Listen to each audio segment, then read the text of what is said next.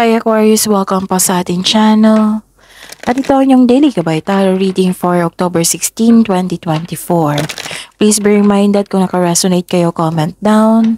Kung hindi kayo naka-resonate, ibigay niyo po sa iba kasi general reading po ito. This is for you Aquarius ngayong October 16, 2024.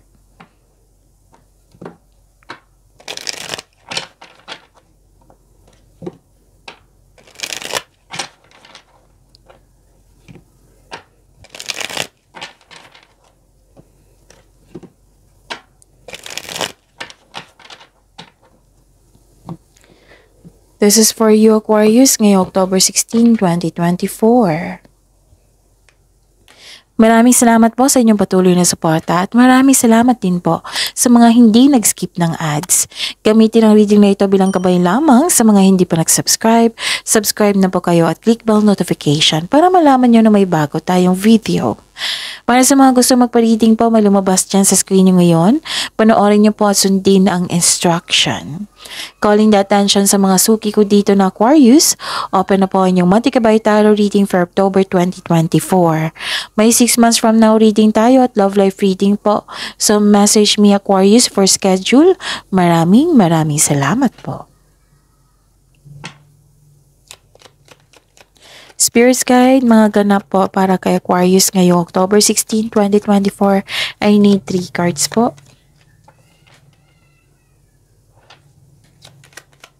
Aquarius.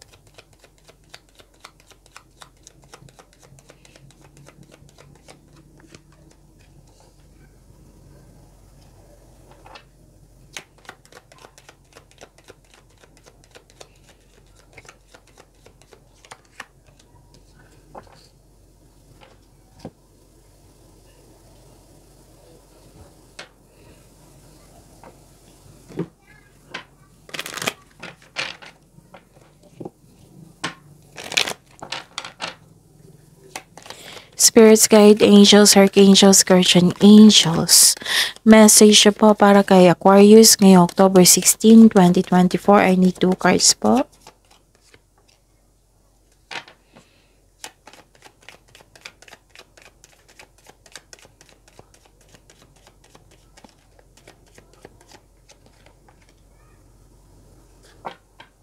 Okay. Aquarius, ngayong October 16, 2024, may nakita ko ditong biglaang pagbabago. Depende to ha, pwedeng sa sitwasyon, pwedeng sa treatment, pwedeng sa desisyon, yung biglang nag-iba yung desisyon mo, yung nagdalawang isip ka, ganun.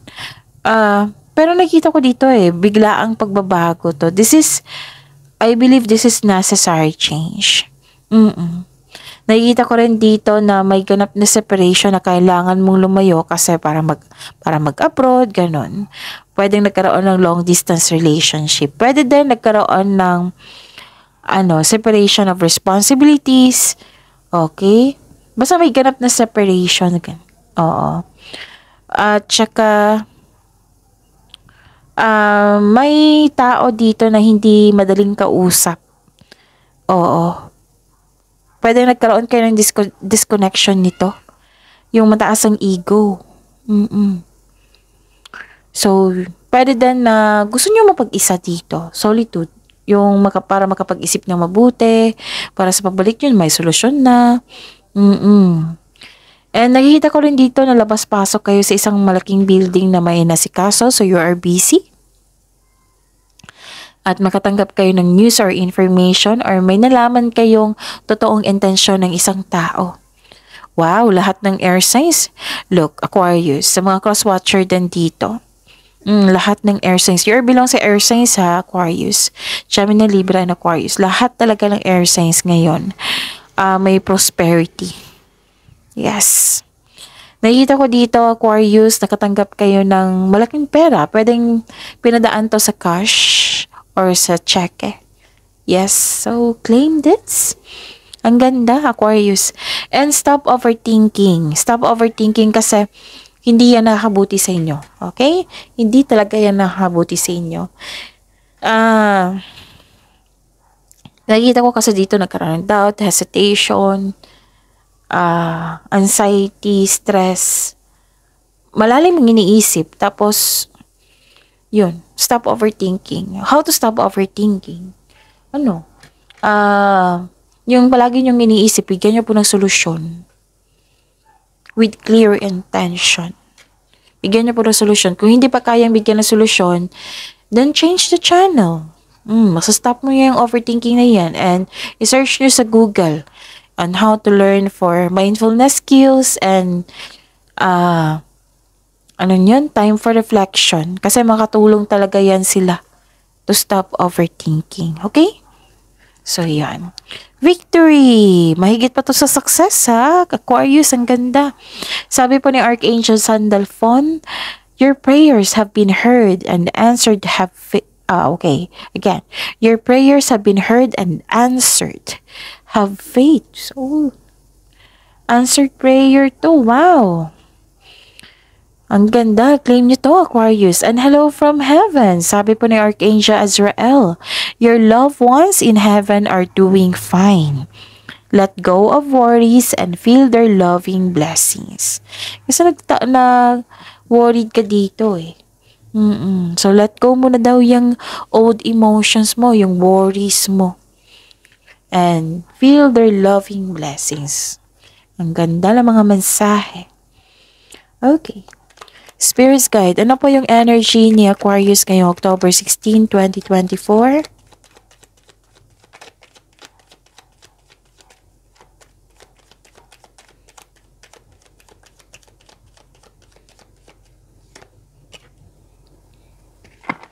The clarification of this card po, energy ni Aquarius. October 16, 2024.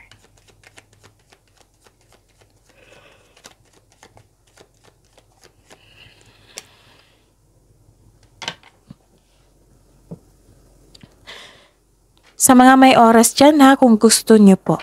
Oo. Panoorin nyo po yung last 4 days Gabay Tarot reading nyo po. Like for example, napanood nyo ito ngayong October 16, 2024. Panoorin nyo po yung October 15, 14, 13, and 12. Kung may narinig o may nakita kayong repeating message, kailangan nyo po iyan bigyan ng atensyon. Kung maaari po, bigyan nyo po ng solusyon at aksyon. Remember, Aquarius, at the end of the day, alam mo na ikaw lang ang taong may kakayahan at responsable na gumawa ng sarili mong katotohanan at kinabukasan. So, ano yung energy mo, Aquarius? Nakikita ko dito na may bossy dito. May concern kayo sa isang tao na bossy. Na gusto niya makuha lahat yung gusto niya. Ay hindi, tapusin tong trabahong to, ganun. Kailangan ko na ngayon na, ganun. Naiinis ka sa kanya. So, or hindi ka satisfied sa completion ng project mo kasi may nakita kong completion dito. Actually, may abundance ako nakita dito. So, claim nyo itong abundance na ito. Ay, sige. May reminder din ang card niyo po dito. Lumabas din ito kay Gemini at saka kay Libra.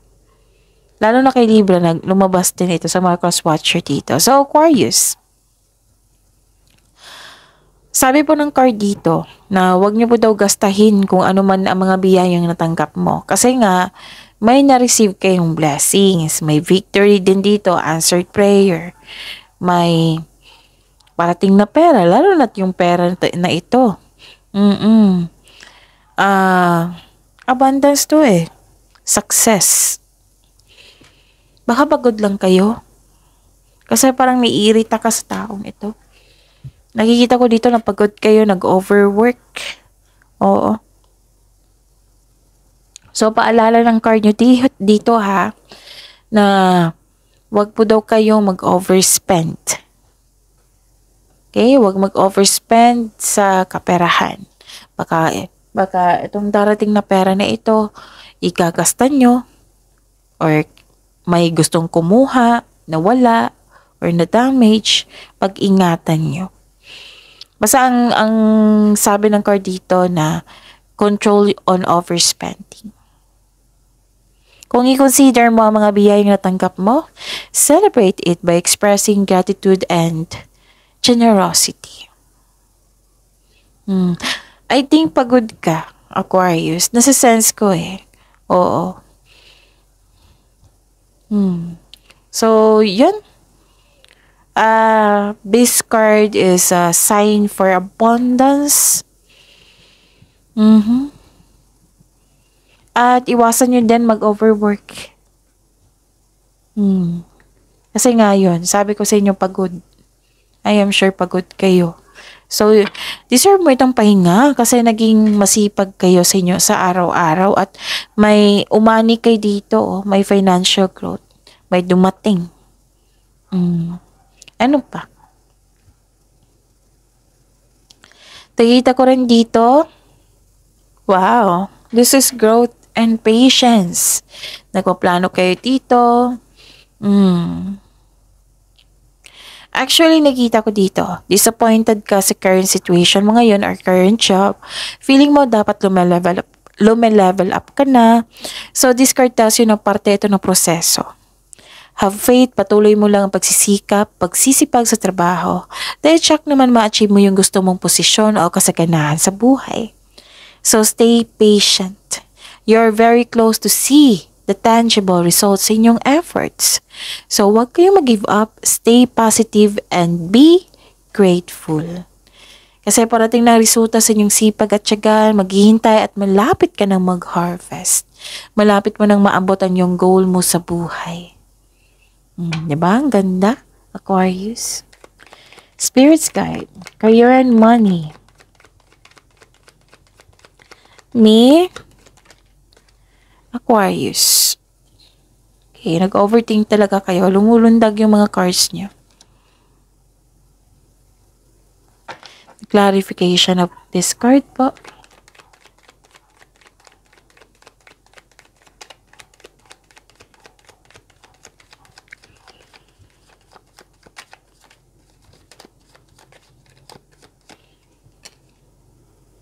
Okay. Grabe yung emotion dito, oh. Okay.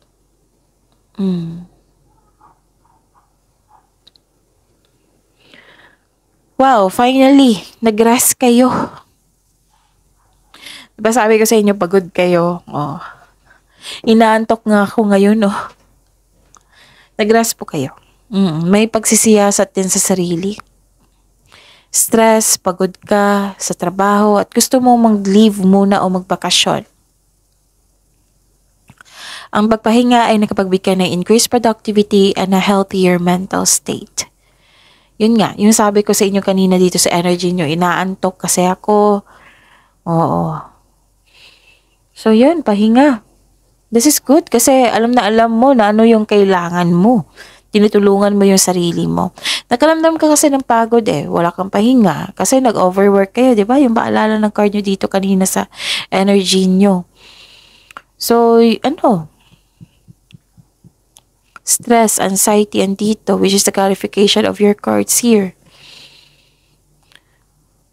Pwede din, masakit ang pakiramdam mo, pero lalaban ka pa rin.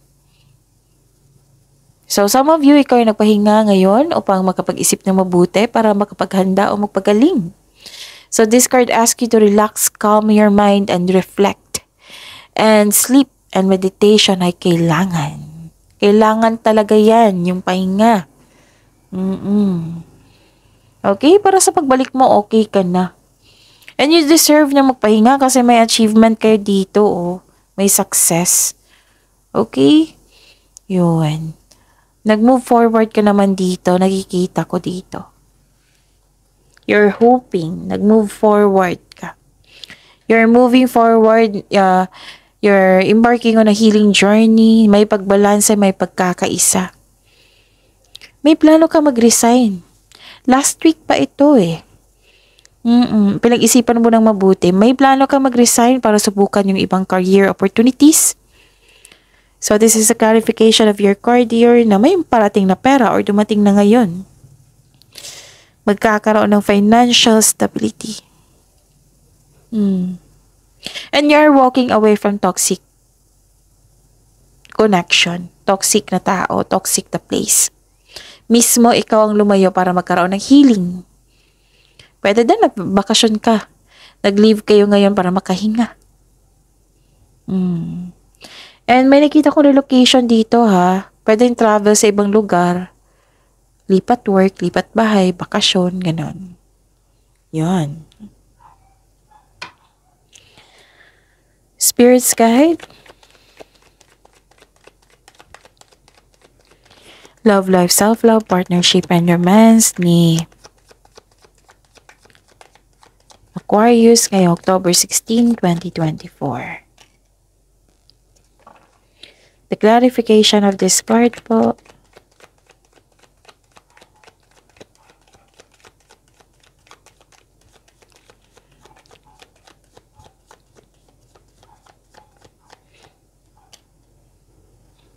Love life, self-love, partnership, and romance ni Aquarius to ha. Maraming salamat po sa patuloy na tiwala at suporta sa ating channel. At maraming salamat din po sa mga hindi nag-skip ng ads. May lumabas dyan sa screen nyo ngayon. Kung gusto nyo po yan, then follow instruction. Okay. Nagkaroon ng conflict, arguments. Someone is giving up. Parang iniwan ka ng friends o coworker or sa isang tao or kayo ang gumawa nito kasi you are moving forward dito. May nakita kong separation dito. Pwede din nagtampuhan. Pero nakita ko talaga dito na paglalakbay or paglilipat, ganun. Nagkaroon ng argument o unpleasant conversation. Hindi mo ito maiwasan dahil ito lang paraan. Ito yung paraan para maabot nyo yung peaceful resolution. Mag-usap kayo. Focus kayo sa solusyon.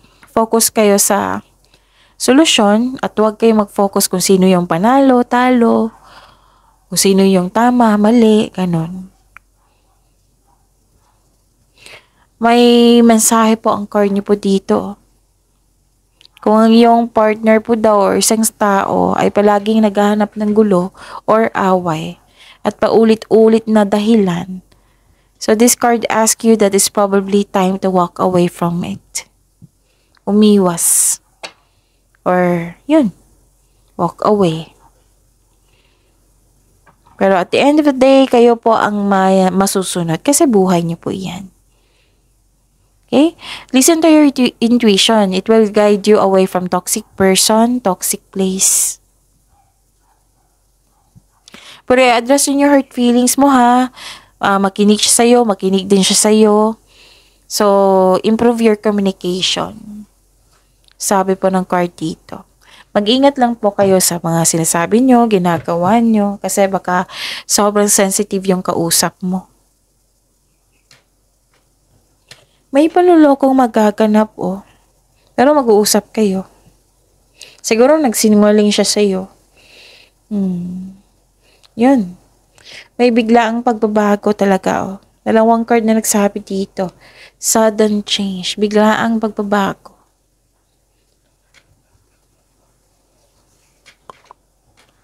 So, yun. May sikreto na parating which may be shocking. Inaantok talaga ako, Aquarius. So, yun. Inaantok ako. I think inaantok din kayo. Nangihina ako pagod kayo. May sikreto na parating which may be shocking. So, always expect the unexpected. A sudden change na hindi ka takot mag-let go. Puro let go dito. Pansin nyo, puro pag-let go. Pero let go, nag-move forward kayo. Hindi sa naghuminto kayo, nag-move forward talaga. Itong pagbabago na ito, magkasuporta sa inyong growth and expansion po, sabi po ng card.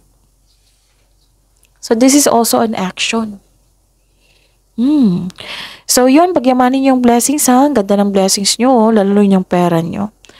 Dumating. Wow. So, victory, claim nyo to. Pagyamanin yung blessings, okay? And, yun. Give, acknowledge sa universe, kay God na mag-offer ng prayer. Magbigay pasalamat. Kasi, yun. Kasi, nakikita ko dito, victory. Maraming, this is financial stability. Wow. Ang daming blessings. See you tomorrow. Aquarius, please like, subscribe, and click bell button for notification para updated po kayo sa daily tarot reading natin. Maraming salamat po.